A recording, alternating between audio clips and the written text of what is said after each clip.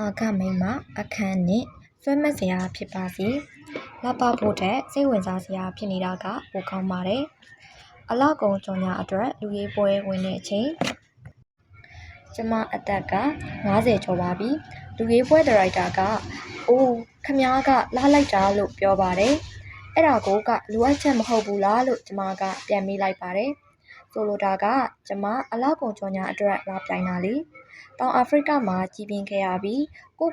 အပြစ်ဖို့နေကြတဲ့လေးနဲ့အကျွမ်းတဝင်ရှိနေတဲ့ကျမအဖို့တော့ဒီစကားကအတော်လေးရေစရာကောင်းတယ်လို့ထင်မိပါတယ်။သူတို့ပုံစံကအတော်လေးလန့်သွားပုံရတယ်။သူတို့ကကျမစကားကိုရေစရာကောင်းတယ်လို့ကိုမထင်ခဲ့တာ။ကျမကမခန့်လေးစားလုပ်လိုက်တယ်လို့ယူဆသွားတာကြောင့်အဲ့ဒီအလုပ်အတွက်စံကားတင်စင်းထဲတောင်မပါဝင်ခဲ့ပါဘူး။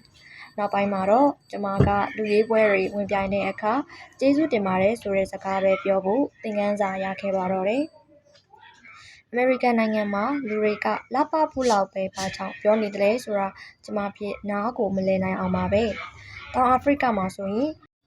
ရုပ်ရည်တင်ပြထက်အရေးအချင်းရှိမယ်စိတ်ဝင်စားဖို့ကောင်းမယ်ဟာတဉဏ်ရှိမယ်ဆိုရင်အမျိုးသမီးတစ်ယောက်ဟာတန်မိုးထားလေးစားခြင်းခံရမှာအသေးချပါပဲလူတွေကမင်းကခင်ဖို့ကောင်းတယ်လို့ပြောကြမယ်နောက်ပြီးကျမကလည်းခင်ဖို့ကောင်းတယ်လို့ကိုပါတာထင်တယ်လေအဲ့ဒီတုန်းကအဲ့ဒီလိုပဲထင်ခဲ့တယ်လို့အခုထိလည်းဒီအတိုင်းထင်တော့မှာပဲသူတို့တွေက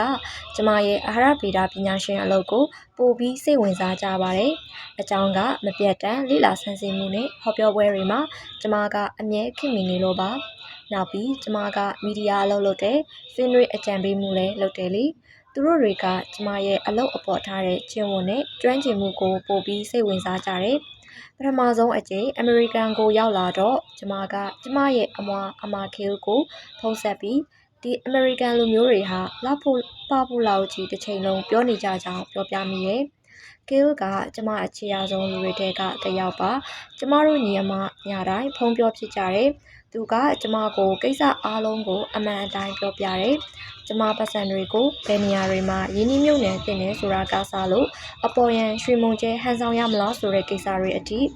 သူကတော့မလုပ်ဖို့တားပါတယ်။အကြံဉာဏ်တောင်းရတဲ့သူပါ။အမြဲတမ်းကျမအတွက်ရှိပေးတတ်တယ်လို့ကျမကိုအမြဲတမ်းကူညီပံ့ပိုးပေးတဲ့သူပေါ့ကေလ်ရဲ့အကောင်းဆုံးအချက်တစ်ခုကပြောစရာရှိရင်ဒဲတို့ပြောတတ်တယ်လို့အတိတ်ပဲမရှိတဲ့ပေါက်ပြတွေကိုနည်းနည်းမှသိမခံတတ်သူပါစိတ်ထဲမှာတွေးမိတဲ့အတိုင်းနှုတ်ကပြောတတ်သူပေါ့ဒီလိုပြောလို့လေသူကတိတ်ကိုအတီအခန့်အလေးအနက်နေတတ်သူရဲ့တော့လည်းမဟုတ်ပါဘူးအမြဲတမ်းပျော်ပျော်ရွှင်ရွှင်ရဲမောမောပါပဲကျမတို့မိသားစုထဲမှာဆိုသူကပျော်ပျော်နေတတ်သူလေသူကိုယ်တိုင်ကလွယ်လို့တခြားသူကိုဖျော်ဖြေဖို့စိတ်မပါတာကလွယ်လို့ပေါ့ရလက်အားဖြစ်တော့လူတွေကသူ့ကိုတဖြည်းဖြည်းချင်းသဘောကျလာပြီးစကားစပြောတာနဲ့အနားမှာတရေဝဲဖြစ်ကုန်ကြတော့တာပါပဲတကယ်လို့စာဖတ်သူလည်းသူနဲ့တာတွေ့လိုက်ရင်ချက်ချင်းသဘောကျတော့မှသိကြပါတယ်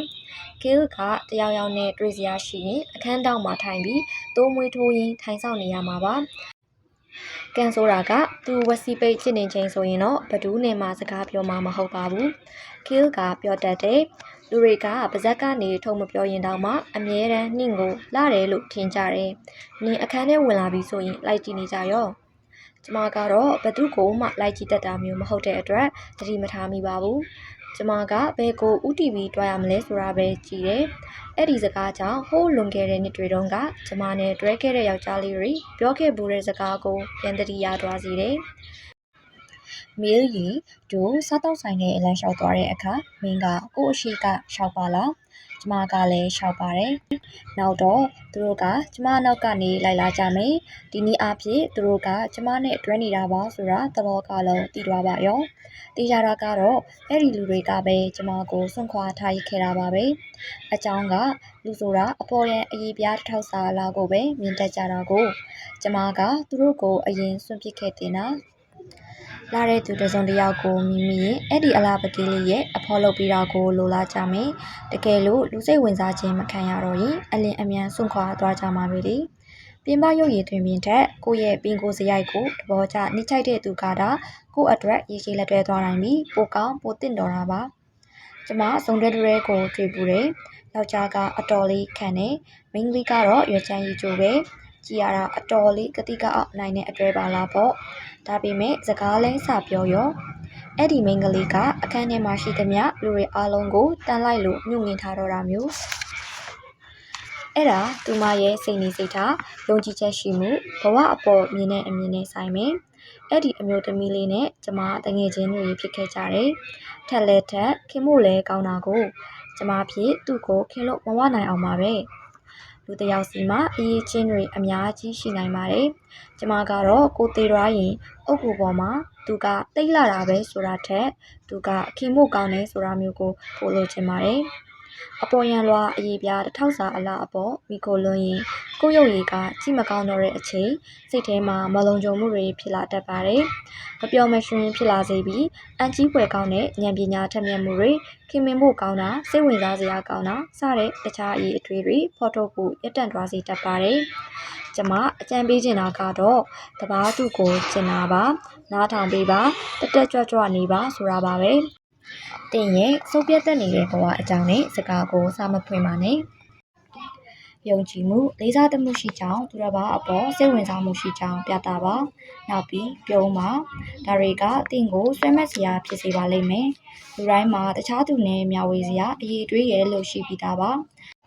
တကယ်လို့တင်ကဘာအရေးသွေးမှမရှိဘူးလို့ခံစားနေရတယ်ဆိုရင်တော့မှတင်ဘဝရဲ့တချို့တော့ရှူတောင်တွေမှာယုံကြည်ချက်ရှိတယ်လို့ခံစားခဲ့ရတဲ့အတိတ်ကာလတွေစီတစ်ခါလောက်ပြန်သွားကြည့်ပါ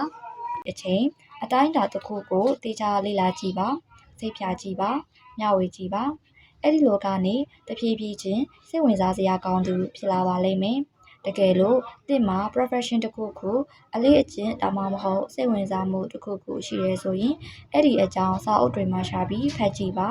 လူတွေနဲ့စကားပြောရင်ထည့်ပြောပါအဲ့ဒါအတွက်ရင်ခုန်စိတ်လှုပ်ရှားမှုရှိပါစေဒီလိုနဲ့တင်ကိုယ်တိုင်ပို့ပြီးစိတ်ဝင်စားစရာကောင်းလာမှာဖြစ်တယ်လို့ပို့ပြီးလဲထက်မြက်သူတရားဖြစ်လာပါလိမ့်မယ်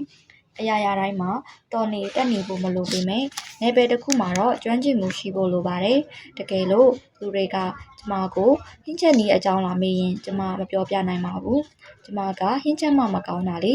အဲ့ဒါအတွက်တော့ကျမစိတ်မကောင်းဖြစ်မနေပါဘူးဒါဟာကျမရဲ့အရေးအတွေးမဟုတ်သလိုကျမစိတ်ဝင်စားတဲ့နယ်ပယ်မဟုတ်လို့ပဲ